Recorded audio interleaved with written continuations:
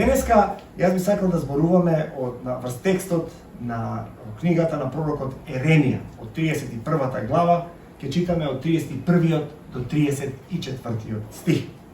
Еве што пророкот има таму запишано, каде што директно, како да вели, го цитира Бог она што му го кажува на Божиот народ.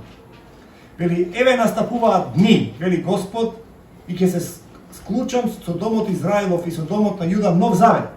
Не онаков завет како што се случи со предците нивни во денот кога ги фатив за раце, за да ги изведам од египетската земја. Тој мој завет тие го нарушија, иако остана во сојуз со нив, вели Господ. Но еве го заветот што ќе го склучам со домот Израелев во оние дни, вели Господ, и ќе го вложам мојот закон внатре во нив и ќе го напишам во срцата нивни. Па јас ќе им бидам Бог, а тие ќе бидат мој народ. Нема повеќе да учат еден од друг, брат брата, и да зборуваат познајте го Господа. Зашто сите тие од мал до голем сами ќе ме знаат, вели Господ, биејќи ќе им ги простам беззаконијата нивни и за гревовите нивни веќе нема да се сеќавам. Така вели Господ, кој го даде сонцето да свети дење и ќе ви дадам наредба на месечината и на звездите да светат ноќе, кој го бранува морето, кога брановите негови бучат Господ Саваот е неговото име. Ако тие наредби престанат да ги применуваат пред мене, вели Господ, тогаш и племето Израелово ќе престане да биде народ пред мене за секогаш. Така вели Господ, ако може да се измери небето угоре и основите на земјата да се испитаат удолу, тогаш и јас ќе го отфрлам сето племе Израелово за се она што го правев, вели Господ. Амин. Амин. Небесен Татко, ние ти благодариме за овој свет збор. И бараме врз основа на тој свет збор и неговото помазание, сега ти да пребиваш во нашите срца, да го врежеш твојот закон, да го истелкаш во нашите срца, така што се што ќе правиме, да правиме однатре, оснажени од силата која си ти. Тоа, небесен Татко, дај ни го во името на твојот син Исус Христос. Амин. Амин. Овој дел од книгата на пророкот Еремија е во секаде каде што ќе погледнете во толкувањата на оваа книга, коментари, теолошки размисли за книгата. Оваа книга им, овие неколку поглавија, меѓу 30-та поглавие до 32-то поглавие, се нарекуваат книга на утеха. И добро е тоа да се знае дека има една таква книга на утеха, бидејќи голем дел од книгата на пророкот Еремија се всушност текстови и содржина која е полна со тага, полна со болка, полна со чувство дека сме оставени, полна со чувство дека сега Бог веќе нема што да прави со народот Израилев. Тие се во прогонство и со тоа добро ја заслужиле казната на своето идолопоклонство и казната за своите отстапништва од Бог. Но насреде сето оваа порака ја имаме овие три поглавја кои заедно сочинуваат така наречена книга на утеха. А во самото ова 31 поглавие имаме 5 дела. Ова поглавие, значи ова е само еден од оние 5 дела каде што централно Бог зборува за утехата која му ја праќа на Израилот, а преносно преку тоа ја праќа на целиот Божи народ кој до денешен ден му верува нему. Значи, тие се од Еремија 31 глава од 23 стих па до 40 стих. Првото и петото, тие се како во некаква паралела доаѓаат. Значи, првото и петото ветување се однесуваат на спасението на Ерусалим. Значи, Ерусалим повторно ќе биде обновен. Народот се наоѓа во прогонство, тагува, има псалм кој вика ги закачивме нашите харфи покрај реките вавилонски, а нашите непријатели ни викаат земете ги овие вавилонски, овие харфи и пејте ни песни, исмевајќи ги, затоа што не се во Ерусалим. И еве го ова видение. Првото и петото видение укажуваат на тоа дека Господ ќе го обнови Ерусалим. Второто и четвртото видение во книгата на утехата зборуваат за тоа дека човекот е одговорен да позитивно да одговори на ова Божје ветување. Ние сме одговорни да кажеме да и ами на она што Бог го прави. Ние не можеме ништо да направиме. Но она што Бог го прави, треба да го препознаеме. Тоа е основата да се бориме против какви било идолопоклонство. И насреде овие 4 ветувања, го имаме средишното, го имаме централното ветување за кое што станува збор денеска, а тоа е пророштвото за новиот завет и за безусловното простување на гревовите. Нешто што всушност дури во Стариот завет се проповеда, но уште не е толку јасно и не е на тој начин нагласено. Она што ќе дојде да се воспостави во потполност со доаѓањето на нашиот Господ Исус Христос, а тоа е новиот завет и безусловното простување на гревовите. Значи, првото пророштво во оваа поглавие е дека Господ ќе ги обнови сите села и сите градови во Јудеја, а централниот фокус на сето ова ќе биде Божјиот храм во Ерусалим. Се работи за обнова, се работи за преобразба на дело на Божјата милост врз израелскиот народ и врз израелската земја. Бог вели, јас ова што ви го ветувам, затоа што јас го создадов светот, можам и да го направам. Второто пророштво зборува за тоа дека во себе има една елемент што се нарекува есхатолошки исказ, а тоа е дека во последните времиња или во времињата кога Бог во целост ќе го воспостави својот план за севкупноста на целиот свет и на целото човештво. Во овој есхатолошки исказ имаме еден познат израз кој се вика еве доаѓаат дни. Ова е повторно символ на нов почеток и на едно оживување. Таму каде што изгледа дека нема живот, таму каде што се е безживотно, таму каде што се е опустошено, во тие контексти ветува Бог, јас ќе донесам живот. Ќе дадам живот на луѓето, ќе дадам живот на растенијата, ќе дадам живот на другите животни. Четвртото пророштво укажува на тоа како Бог е седржител. Тој е изворот на целата стабилност на целата вселена. Господ Исус Христос е таа гаранција. Тој е господар на тековите на целиот живот на човештвото. Со други зборови, иднината на тие што веруваат во Бог е загарантирана. И таа иднина се поистоветува со самата вечност. И конечно го имаме тоа што реков, уште петото да го кажам пророштво и потоа ќе одиме во централното. И петото пророштво, Бог му ветува на Ерусалим издигање од рушевината. Бог ќе пребива во него. Божјото присуство е она што го прави градот сега свет. Бидејќи од самиот храм во првото пророштво, каде што фокусот и центарот е храмот, наеднаш ќе видите во петото видение, целиот град станува храм. А што е суштината на Божиот храм? Зградите, камењата, знаете што вика за нив Исус? Вистина, вистина ви велам, камен на камен нема да остане од ова место. Па тогаш, што е битното, што е важното за храмот Божи? Златото? Резбаните убавени внатре, уметничките дела? Сите тие се израз на Божјата креативност која се проткајува преку луѓето. И тие се битни, и тие се важни. Но не се суштината. Сето тоа е таму за да подржи една централна, важна, главна вистина. А која е таа вистина? Во светиштето или светилиштето на сите светилишта престојува Јахве Бог. И сега, што гледа пророкот Еремија? Нема Бог веќе да биде централно присутен само таму, во центарот на храмот и само најизбраните да можат да влезат во него. Божјото присуство ќе биде со Божјиот народ. Целиот град ќе стане свет храм. А како тоа ќе се случи?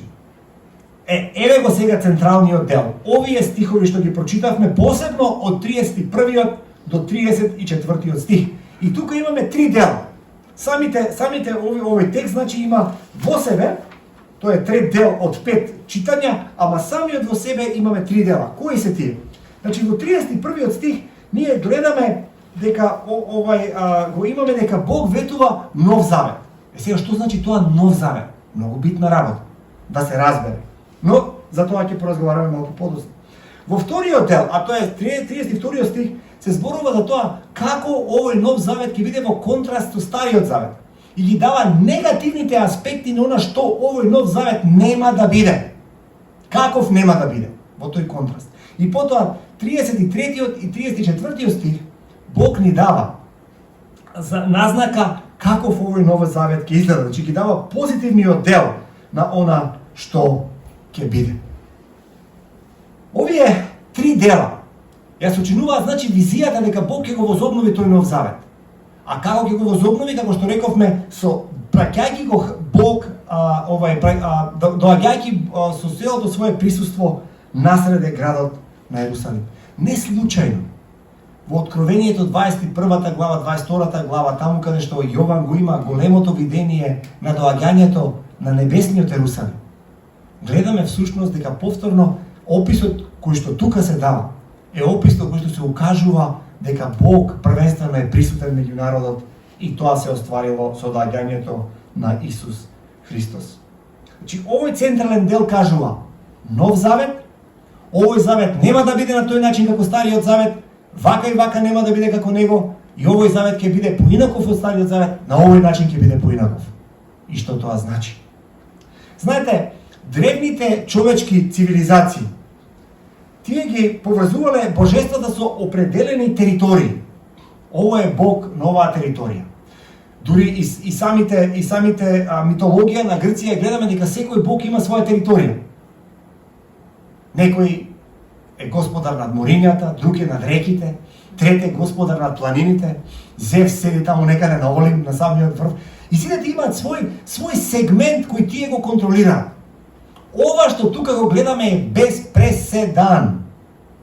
Во оваа древна цивилизација немаме повеќе Бог или божество кое се поврзува со територија. Туку имаме величествена објава која дотогаш никој не ја има познаено и никој нема чуено за неа. А тоа е Бог повеќе не се поистоветува со територија, туку Бог се поистоветува со својот народ. Луѓе, ние сме Божјата територија. Царството Божие е таму каде се граничи со нашиот живот, со нашиот пример и со оделотворувањето на Божите принципи во нашите секојдневни постапки. Луѓе, браќа и сестри, ние сме територијата на Божјето царство. Не се работи за територија, не се работи за граници, се работи за Божјо владение во нас, во нашите срца. Во нашите срца. Владее ли Бог во моето срце? Владее ли Бог во твоето срце? Бидејќи ако не владее Бог во поединечните срца, Бог нема да владее и во она што го викаме нашето срце. Бог се поистоветува со својот народ. Тоа е владение. Кога го користиме тој збор за царство Божјо за кој што Христос зборува, не станува толку збор повторно за територија, колку што станува збор за активност на Бог внатре во животите на луѓето. Но како тоа ќе се случи? Вика, и тоа оригиналниот речник кој се користи во овие текстови, не вика ќе ви дадам нов завет. Вика буквално, во буквална смисла на зборот, што се користи тука вели, ќе изделкам нов завет во вашите срца. Ќе го врежам тој нов завет во вашите срца. Всушност, ако го гледаме Авраам, кога Авраам влегува во завет со Бог, се сеќавате што прави Авраам пред него? Зема животно и го сече, го делка, тој е истиот глагол кој се користи. И затоа, секаде кога ќе видите дека Бог прави завет со некого, всушност таму станува збор за делкање на еден завет. За формирање, за обликување и секогаш во себе содржи определена жртва, тој завет сам како таков. И тоа се заснава врз конкретното познавање на Бог. Ово е еден целосен радикален чин во кој што Бог вели: јас ќе ги простам вашите гревови. Уште една револуционерна изјава за древните религии. За древните религии не постои начин како може нешто да ти се прости без притоа ти тоа да го заработиш. Ако го заработиш, и во конечна смисла на зборот, ако на Бог така му дојде тоа и да го направи. Може би да, а може би и не. Не. Овие изрази кои тука ги гледаме во книгата на пророкот Еремија, во оваа книга на утеха внатре, во книгата полна со тага и со болка на пророкот Еремија, гледаме непоколеблива надеж против секоја надеж. И тие се теолошки втемелени. Овие надежи, овие ветувања се теолошки втемелени. Јахве е оној кој ја насочува иднината. Знаете што вели Павле? Оној кој многу добро го познава Стариот Завет, кој напамет веројатно го знае, ги знаел списите од Стариот Завет. Кога тој зборува за Јахве Бог, во Новиот Завет, во Римјаните 4 глава 17 стих вели вака: и Господ Бог, Јахве сака да каже, ги повикува во постојање нештата кои не постојат. За тој Бог станува збор. Бог не создава нешто од некаква примордијална материја која е тука во некаква дихотомија со него, па тој се бори, па ја формира, па она се изјогунува, па он вика, ова не успеав, чекај сега, вака ќе направам. Не. Во буквална смисла на зборот Бог вика, ајде дојди. Дојди во постојање. И се што создавам, вели Бог, е добро. Се што создава е дел на израз на мојата добра волја. Се што постои, што јас го создавам, го сакам, го љубам и сакам тоа да просперира, сакам да успева, сакам да биде полно со благосостојба. Бог копне е да ја благослови оваа црква. Бог копне е да ја благослови Македонија. Бог копне е тие работи да ги направи. Знаете што таа љубов е безусловна. Безусловна е таа љубов. Но прашањето е дали таа негова територија која не се граничи со територија ќе може да функционира, е дали Божјото царство работи во Божјиот народ, бидејќи Бог се поистоветува со народ, а не со граници. И тоа е голема утеха за нас македонците. Нашите граници се цело време и постојано под некаква закана. Физичка закана, емотивна закана, историска закана, символична закана, културолошка закана, јазична закана. На сите нив. Оние кои доаѓаме до Господа и велиме, Господе, Ти си ги создал нештата од ништо во нешто. И ова што сега постои не може да биде повторно сведено на ништо, бидејќи е Твое, бидејќи од Тебе, бидејќи Ти си ни го дал. И тој благослов во Македонија за Господ да го спроведе. Инструментот за него е тука, во оваа просторија. Во твоето, во моето, во нашите срца. Јахве промислува. Промислата на Јахве за Израел е трајна и доверлива, затоа што во него се темели обстојувањето на севкупното создание. Значи, оно што Еремија го комуницира е јасно артикулирање на стварноста на Јахве во еден тежок, комплексен, полн со конфликти и со крв и со насилство свет. Ова е свет на криза. Знаете што Еремија живеел во свет на криза.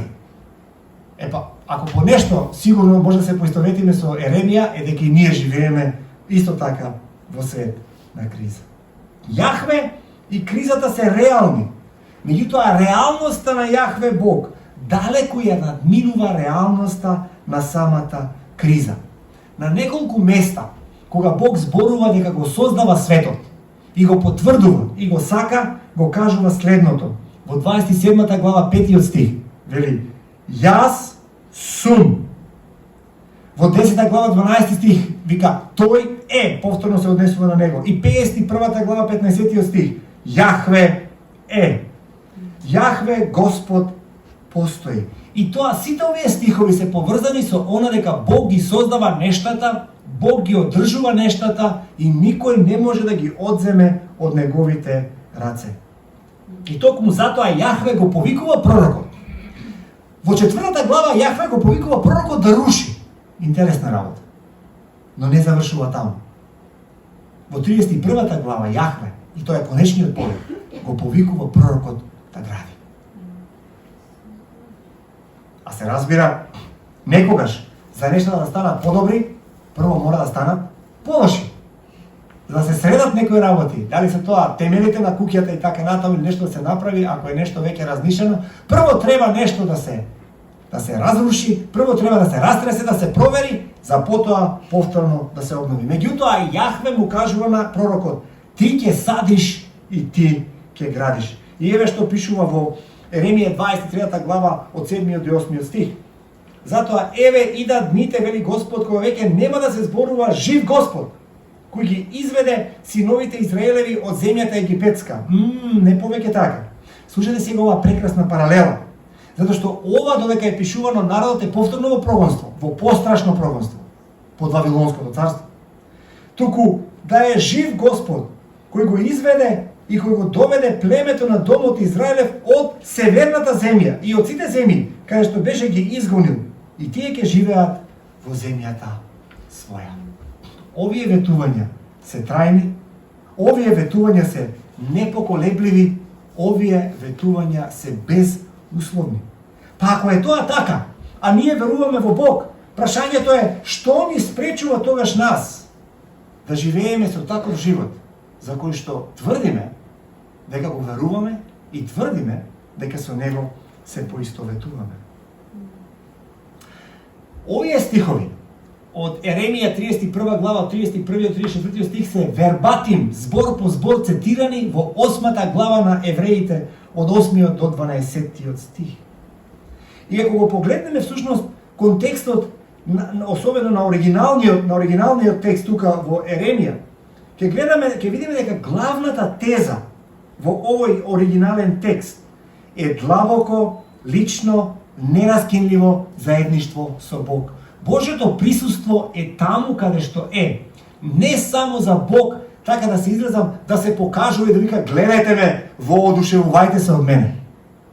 Туку првенствено за да може да имаме длабоко, личносно, нераскинливо заедништво со Бог. А каде тоа заедништво се остварува? Се остварува во срцето. Но има една многу важна нота за која што самиот пророк Еремија ни кажува. Во 3 глава 70 стих и 7-та 24 и така натаму вели вака: над се варди се од срцето, од и срцето е лажливо.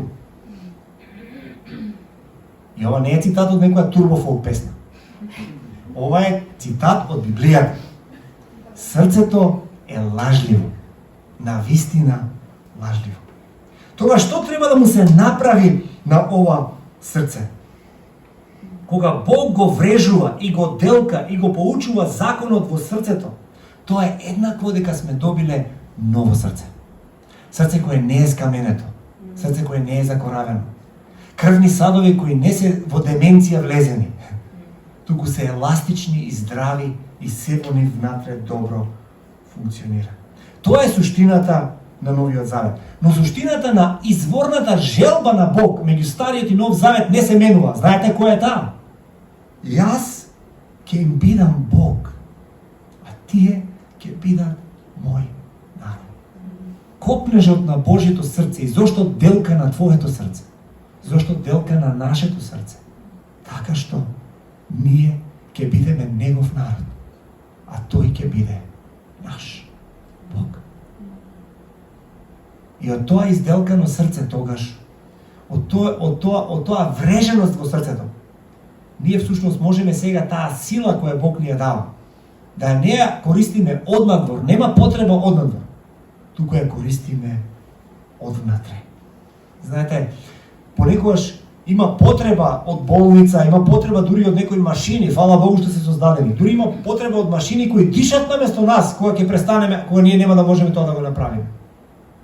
И тоа е целта на некаков надворешен закон, да не одржи во живот кога веќе немаме начин да обстоиме. Но вистинскиот живот не е таму. Никој не би кажал супер живот е да преминеш едно 40-50 години во железна машина со челични бели дробови кои дишат наместо тебе.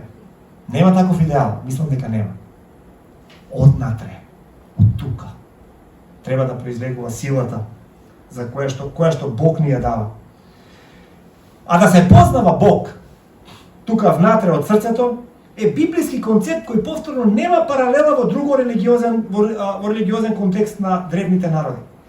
Во времето кога се пишува ова што е напишано сега, заветите се прават повторно никогаш на овој начин, преку познавање. Туку знаете ли како се прават заветите? Посилниот доаѓа и му ги пишува законите на послабиот. И толку. А мислите денеска е поинаку?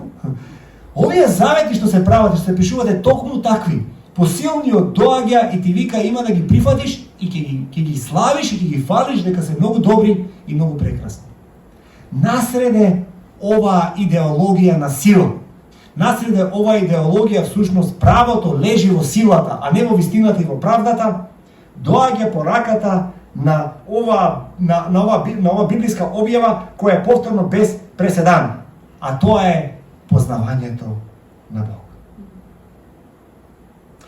И тоа посебно е поврзано со свештениците. Знаете дека свештеничката гранка, да кажеме, во израелскиот народ, левитите, се луѓе кои немаат дел од израелската земја. На нив не им се дава дел од Израел. А зошто е тоа така? Се сеќавате? Јахве Бог вика, затоа што јас сум нивното наследство. Не им треба земја. Јас сум нивното наследство. И тие пророци, кои го познаваат Бог во Стариот Завет, значи треба да имаат следни карактеристики. Тие треба да имаат правилен однос со Бог, треба да знаат, да го познаваат Бог за да имаат правилен однос со Него. Треба да може да го слушнат Неговиот збор, да ги примат Неговите виденија, да имаат дух на познавање и да имаат дух на страхопочит кон Бог и тоа да му го пренесат на народот. Затоа познавањето на Бог во книгата на пророкот Еремија е клучна тема. Знаете, кога Бог го повикува Еремија во првата глава 5 стих, што му вика Еремија? Млад сум бе, не знам да зборам бе, ништо не знам. А Бог му вика, јас те познав уште додека беше во утробата на твојата мајка. Со други зборови, најглавната теза во оваа работа не е што знаем, не е што е нашата способност да можеме да мислиме. Туку најглавната работа е дали сме спознаени од Бог.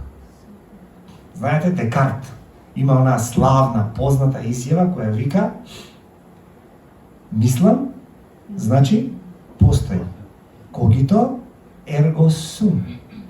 Ама ние можеме, читајќи ги овие стихови што ги пишува Еремија, латинската изрека да ја смениме само со една мала буква и да ја претвориме во когитор ерго сум. Што значи? Спознае сум. Значи постоја.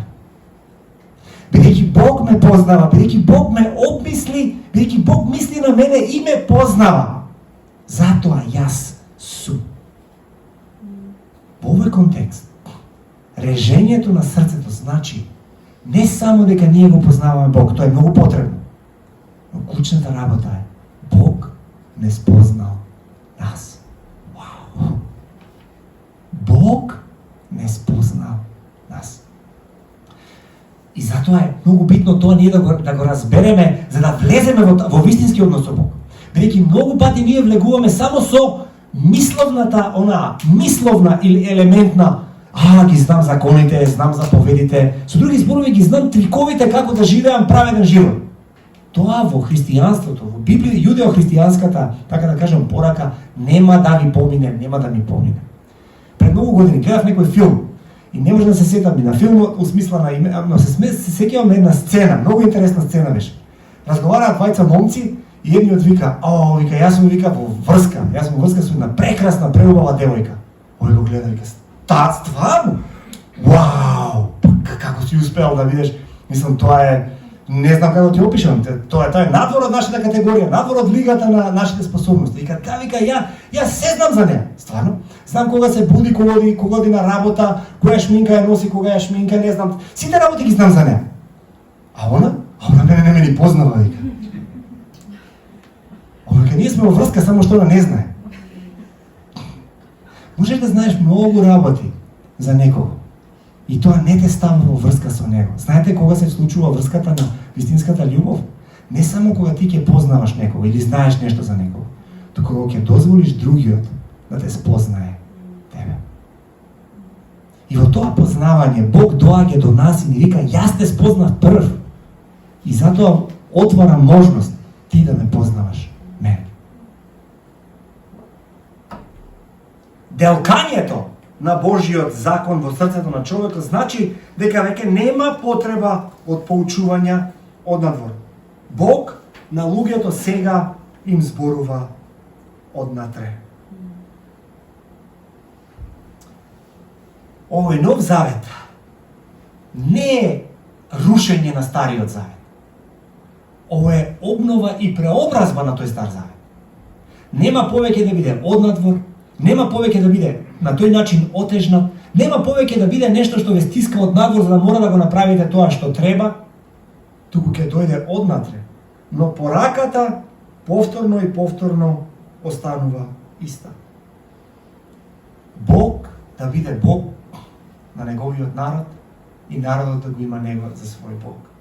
Но во овој случај, љубовта негова е безусловна. Нема нешто што можеме да направиме за Бог да не сака повеќе и нема нешто што можеме да направиме за Бог да не сака помалку.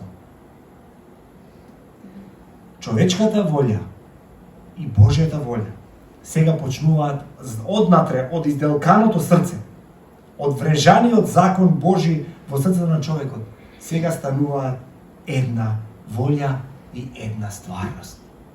Дури има една голема теолошка дебата во 6 век дали Христос има и човечка и божествена волја. И ќе ги скратам сите теолошки детали кои траеле едно 50 години во расправи околу тоа дали се, дали не се, и ќе кажам се. Христос има и божествена и човечка волја. За да покаже дека човештвото треба да учествува на совршен начин и во божествената и во човечката волја која стануваат една. А тоа значи дека Божјата волја ќе ја представува вертикалата на односот меѓу Божиот народ и него, и таа е пресудна. Спознаени сме, затоа познаваме и затоа постоиме. И истовремено, другиот дел, она познавање на заедницата едни со други ќе биде хоризонталата на волјата. Волјата со Бог се обединува во вертикална смисла на зборот и во таа вертикала меѓу човек и Бог се остварува хоризонтално меѓу човек и човек. И во тој начин Бог доаѓа меѓу нас и ни дава нов завет. А тој нов завет е дека Бог си бира народ, а не територија.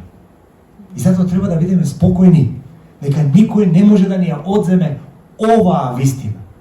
Колку и да се одземаат територии, колку и да се менуваат граници, колку и да се притискаат големи сили и да изделкаат своји надворешни закони врз нас. Ако ние останеме верни на тој внатрешен нов завет, кој Бог ни го дава, Бог е наш Бог, а ние сме Негов народ.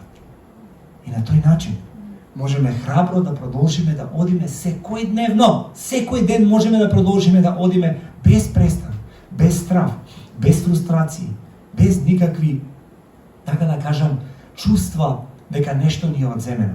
Бидејќи ова е безусловно, бидејќи ова доаѓа од Бог и не станува збор за тоа дали ние нешто сме исполнили некаква норма.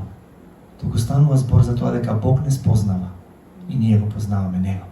Тоа е љубовна врска во која што двете страни се познаваат. И токму заради тоа што Бог е Вседржител, се создал, затоа што ние сме спознаени од Него и го познаваме, затоа ние и постоиме. Никој не може тоа да ни го одземе. Затоа постоиме. И затоа ќе продолжиме да сведочиме. Тука, во Македонија, на македонски јазик, ќе продолжиме да искликнуваме и да звикнуваме: Господе, Ти си наш Бог, а ние сме Твој народ. Има ли такви срца?